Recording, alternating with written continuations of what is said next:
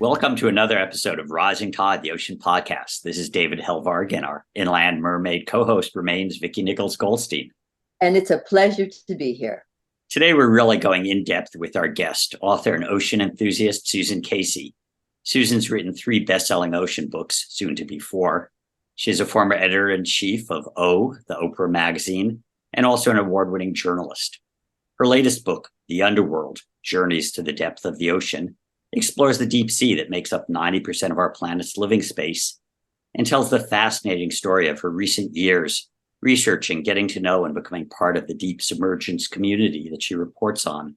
But before we get into where you've been and what you learned in the inky depths of our ocean planet, Susan, why don't you tell us how you first connected to the sea as a child in southern Ontario, Canada? Well, yes, I was inland and surrounded by lakes when I was growing up in Toronto, north of Toronto, and was always really fascinated by the fact that it seemed that there was this entire parallel universe going on beneath the surface and you couldn't see it. But once you went through that sort of looking glass, you'd be in this other realm where completely different rules applied. And I always found that incredibly fascinating, kind of scary. Was really scared of fish as a child, and took actually well into my 20s before I kind of overcame my fear of fish. But how I got into the ocean was through open competitive distance swimming in open water races and things like that. And I was racing around Hawaii, would finally sort of open my eyes and notice how beautiful everything was. And my fear of fish was finally dispelled after I spent several years reporting, hanging out with the scientists who were studying great white sharks at the Farallon Islands for my first book, The Devil's Teeth. Because once you've spent a lot of time around great white sharks, it's kind of silly to be scared of sunfish. Yeah, I mean, start with the biggest fish to overcome your fears. Yeah, at that point, I was okay with any kind of fish. So, and that was also your first book, The Devil's Teeth, and then you wrote The Wave and Voices in the Ocean, about waves, obviously, and dolphins. And what took you into the deeper realm, the depths of the ocean that you report on now? Well, I think, I always wanted to write about it ever since I was out at the Farallon Islands, and that is some mysterious water. And on any given day, anything could pop through the surface. One day there were 40 blue whales lunge feeding, or there might be a 20-foot great white shark, or there might be a mako shark, or, I was introduced to ctenophores and siphonophores out there, which are these deep water gelatinous creatures that I had no idea existed. So the idea that there would be obviously a lot going on down there that we would never see really got my mind going about it. But I'm glad that this was my 4th book because it's a big topic. I think you mentioned 90% of the Earth's living space, but the waters below 600 feet are actually 95% of the Earth's living space. So, it's the vast, vast majority of our planet. It's really hard to wrap your head around how immense it is. So it took me some time to get the confidence, to get the sort of the science contacts and background that I needed to be able to take it on. But I always, always wanted to do it because it's the ocean writ large, right? It is the soul of the ocean.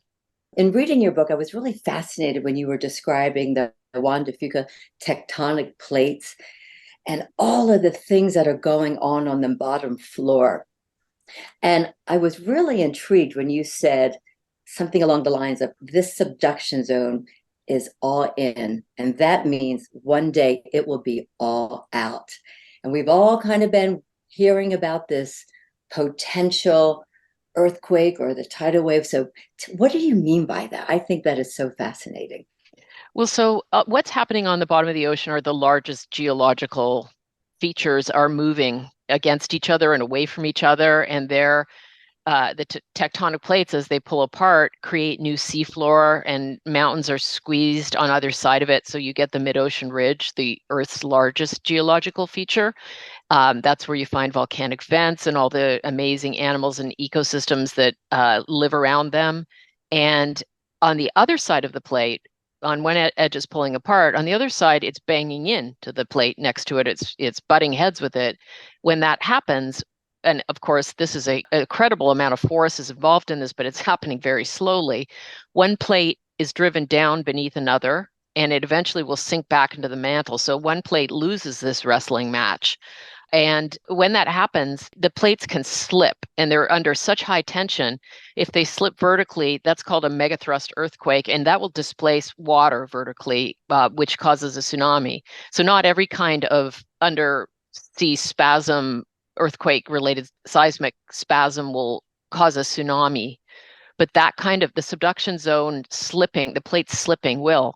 And there is that exact setup, as you mentioned, is right about 70 miles off the coast of the Pacific Northwest, from Northern California all the way up to the southern part of Vancouver Island, as the Juan de Fuca plate is being subducted beneath the North American plate. And that's called the Cascadia subduction zone. So I think people in the Pacific Northwest are extremely aware of this.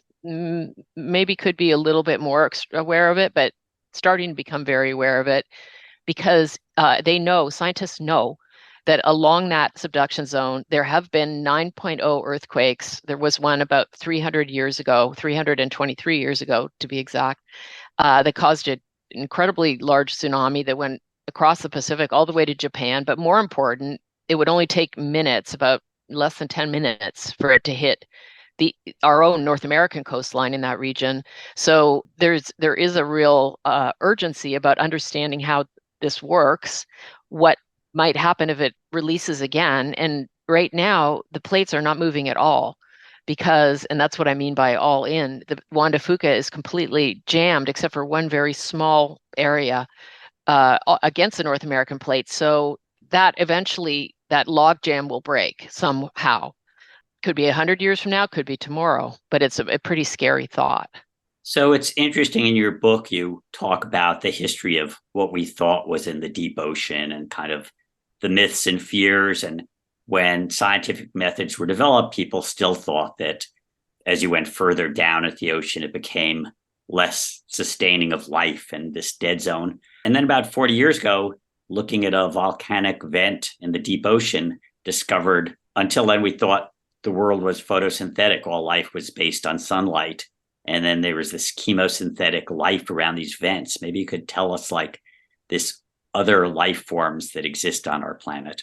Yeah, so there's really two sources of energy, at least two sources. There's the top down from the sun and the bottom up from the thermal energy of the earth. And that you're right. It was discovered in 1977 by scientists in the Alvin, and they knew that there was some hot water coming out of the seafloor somewhere, but they didn't expect what they found, which was this thriving ecosystem of animals that nobody had ever seen before, which I called a Star Wars bar scene ecosystem, because they were just, you have 8-foot tall tube worms with blood red plumes and albino crabs, and they're all scuttling around in water that's 400 and 500 degrees Fahrenheit with all these chemicals like hydrogen sulfide and all kinds of other chemicals that would be considered toxic to creatures on land. So it was an eye opener. It's like, okay, so here's life taking a completely different approach. What else don't we know? What other approaches might there be? And of course, now they know that in microorganisms and microbes live as deep as a mile beneath the seafloor. There's a thriving deep biosphere as well. So it's going to be interesting to find out how many other amazing survival and resilience strategies we can learn about from going from the bottom up as opposed to the top down. And we talked with, in one of our earlier episodes, with Don Walsh, who was one of the first two humans to go into the Marianas Trench back in 1960. He was a Navy captain at the time. The more we learn, the more fascinating, the more important the ocean depths become. But how do you get there? I mean, he went in this kind of reverse gondola full of gasoline to keep it afloat. Tell us a little about the technology and the machines that can take people to these depths. Well, full ocean depth, there are only two subs in the world that can take passengers. One of them is owned by China. It's called the Fendouge. And the other one was privately owned. The Fendouge only had its debut dive in 2022. But as I was reporting the book, I started in around late 2017, early 2018, I heard about a sub that was being built by Triton Submarines, the company that I think of as like the Apple of submarine design, because they're incredibly creative and really brilliant engineers. And they were building it for a private individual who had commissioned it. His name's Victor Vescovo, and he's now well known in the ocean community because he, when that sub launched in 2018, December, he then spent 4 years exploring all the Hadal trenches, the deepest spots in the ocean that, on occasion robots had gone down to, but no humans, except for the Mariana Trench, as you mentioned, but only 3 people: Don Walsh, Jacques Piccard in the Trieste, and then, of course, James Cameron in 2012. So he was the 4th to the Challenger Deep, but the first to all kinds of other Hadal trenches like the Philippine Trench, the Kermadec Trench. The sub that Triton built for him was called the Limiting Factor. And to my great fortune, I got to dive in it during my reporting, and it is really something. I mean, it's a 5-foot diameter, 3-inch thick titanium sphere, just like being inside a perfect little spherical rocket ship. And it's a very tricky problem to try to create a full ocean depth sub that's certified, that's classed, that's safe, that can make repeated trips. Maybe because you've been there, you can describe briefly, people, even divers familiar with kind of the surface ocean, but describe the different layers of the ocean as you go down into it. Yeah, I always say if you see an animal and you know its name, it's probably in the upper layer, the sunlight layer, top 600 feet. And then when you get below that, you come to the top layer of the deep ocean, the ceiling of the deep ocean, and that's called the twilight or mesopelagic zone, from 200 meters to 1,000 meters. So about 600 feet to about 3,300 feet. And below that, the midnight zone or the bathypelagic zone is from 1,000 to 3,000 meters, or about 3,300 feet to 10,000 feet. Below that is the abyssal zone, the largest ecosystem on Earth by far, 10,000 to 20,000 feet, or 3,000 to 6,000 meters. And then below that is the Hadal zone, named after Hades, the god of the underworld, 6,000 meters to almost 11,000 meters. The Challenger Deep right now, best measurement that we have for the deepest spot is 35,876 feet. I don't know it in meters off the top of my head, but so almost 36,000 feet. And most of this blackness is actually filled with light, using light to attract prey or to escape. Tell us what you saw there. Yeah, so the twilight zone is a lively place, and it's full of creatures that have bioluminescent capabilities, and about 80% of them. So it's not the case on land. We have relatively few creatures that light up, like fireflies, some fungi, some insects, some worms. Not that many, but in the deep, it's a key strategy for survival, and they use it for they wield light for all sorts of different reasons: to attract a mate, for different ways of hunting, to actually camouflage themselves. I mean, there's nowhere to hide, right? They can't go into a hole. They can't hide behind a bush. They've got all these other ways of basically maneuvering through that zone, living, mating, hunting, avoiding becoming prey, and light plays a central role in all of that for them. The bioluminescence continues through the deep water, but it is relatively lessened in the Hadal zone. There is bioluminescence, but it isn't at anywhere near the same sort of frequency, or you don't get the same density of it that you do in the upper parts of the deep ocean, like the twilight zone and the midnight zone. And it's pretty flashy. I mean, it can be really spectacular. Yeah, I always tell people that the deep ocean is everything you love about the ocean, but add a few orders of magnitude. And my thesis when I went into this book was, we always think going downward is trouble, hell is down there, and we really want to go upwards. We want to expand. We want to rocket into space. We want to conquer. And going into the deep ocean is a journey into darkness, into, the unknown, it's more of a journey of submission, because we don't get to set the rules down there. It's 16,000 pounds of pressure per square inch at the bottom of the Mariana Trench, and there's no negotiating that.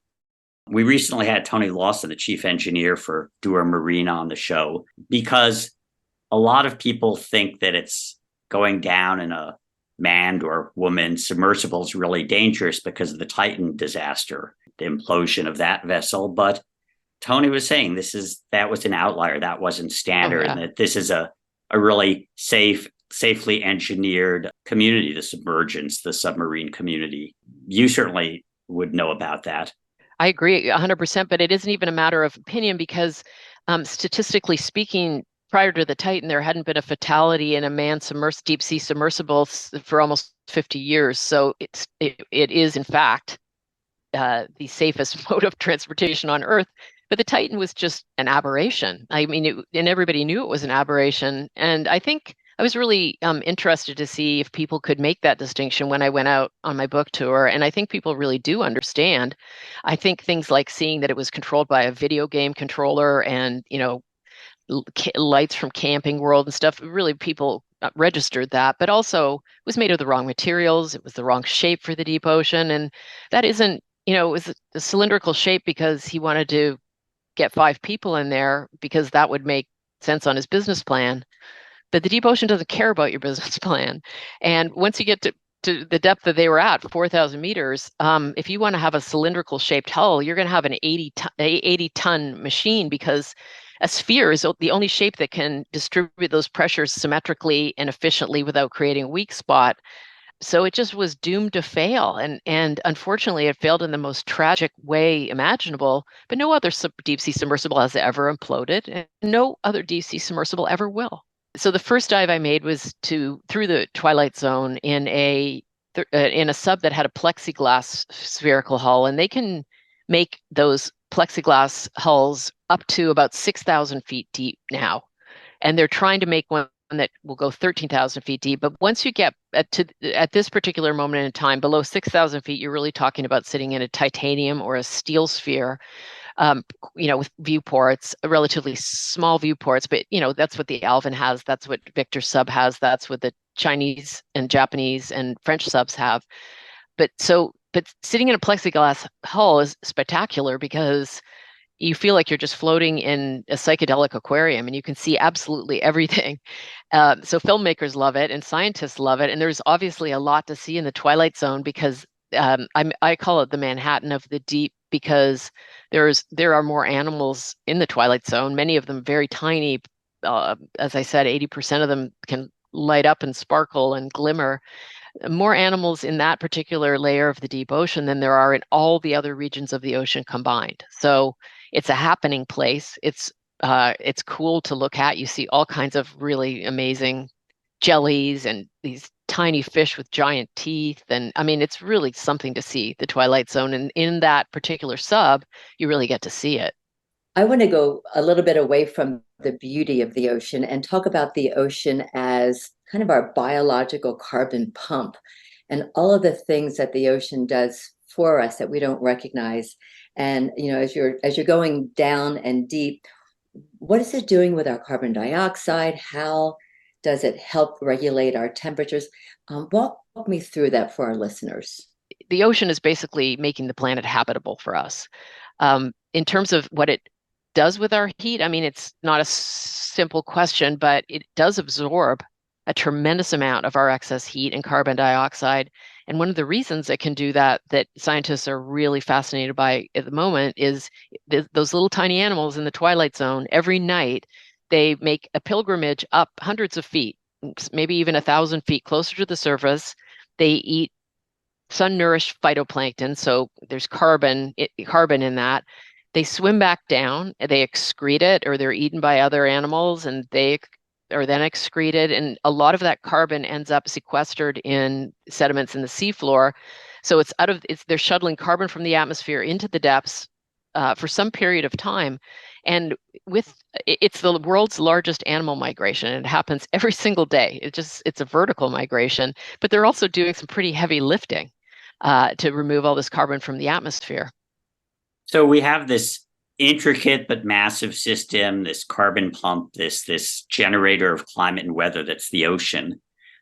At the same time, we know we're literally changing the physical nature of the ocean, its temperature, its chemistry, its circulation, even its color. But there are people who are now looking to take industrial mining, one of the most destructive forms of extractive industry, and put it in the ocean depths. So we've talked about this before, but we need to keep talking about it, the threat of deep sea really mining. Do. Yeah. What was your exposure while you researched? I mean, I've been following this for about a decade now, and I keep hoping it will just go away, but obviously it isn't. But the more you learn about it, the more like horrifying it is. on so many different levels. It is at its, I mean, it will, as you mentioned, the areas that they're talking about affecting with this are so vast. It's hard to even know where to start. I mean, it isn't happening on an industrial scale yet, but there are interests that really want it to.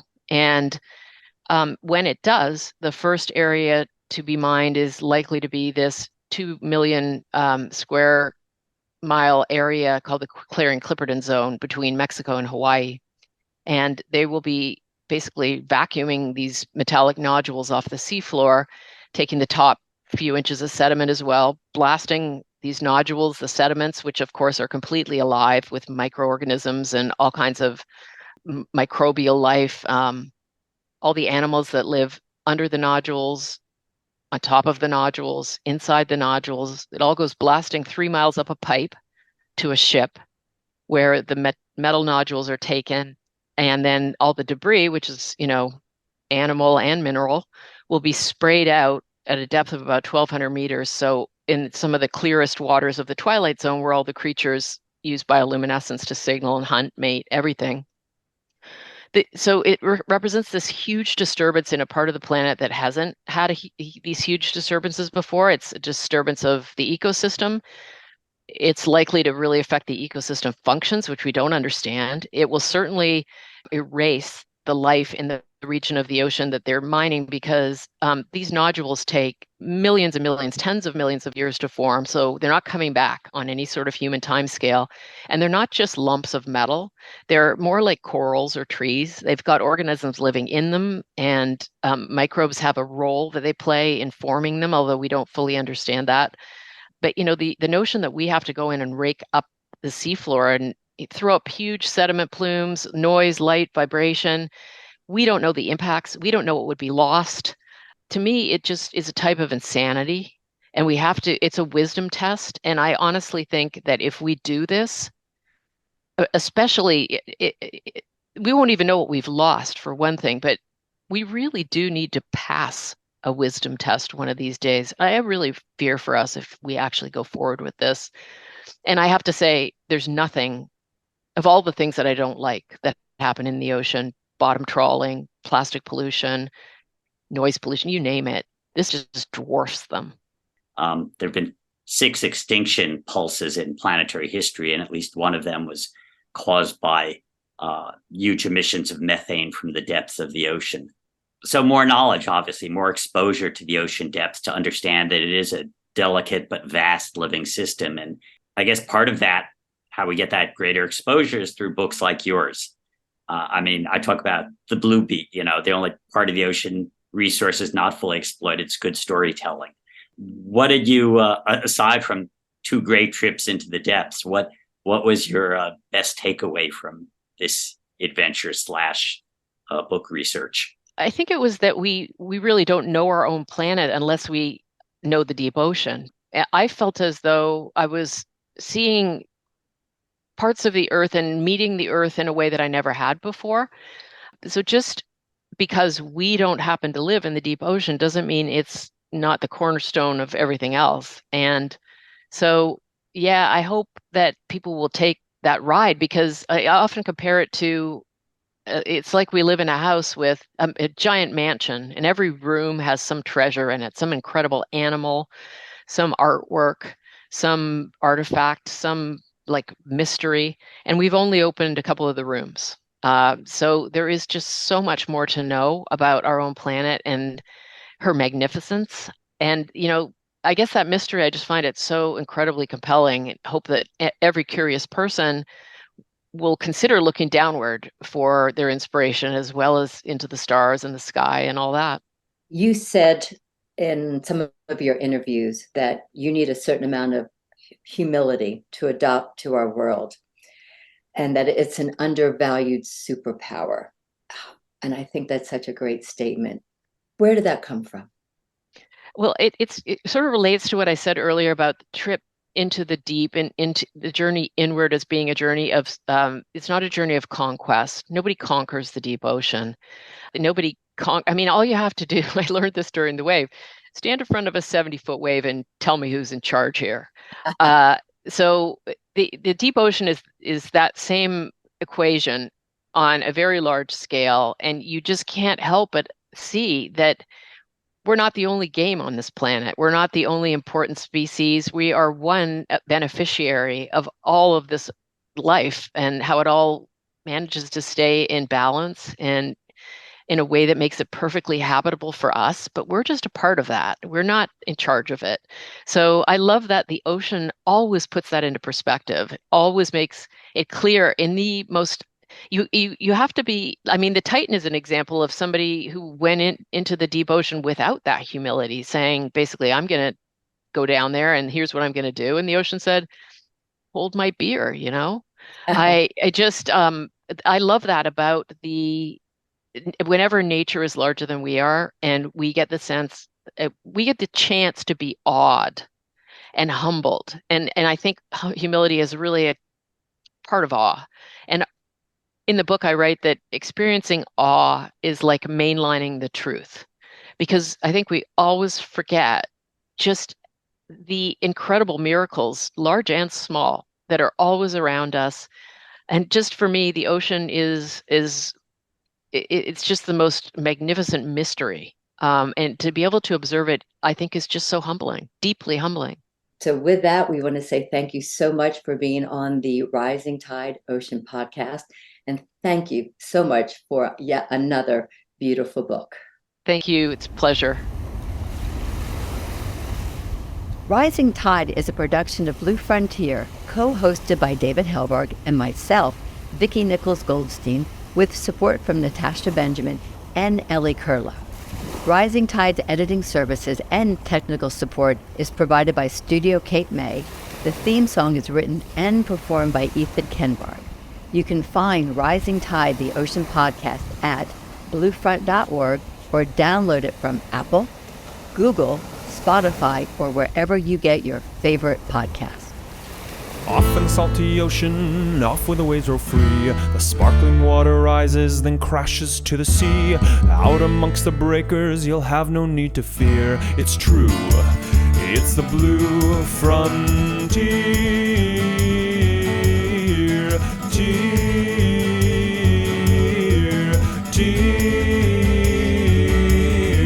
Off in the salty ocean, off to the blue frontier.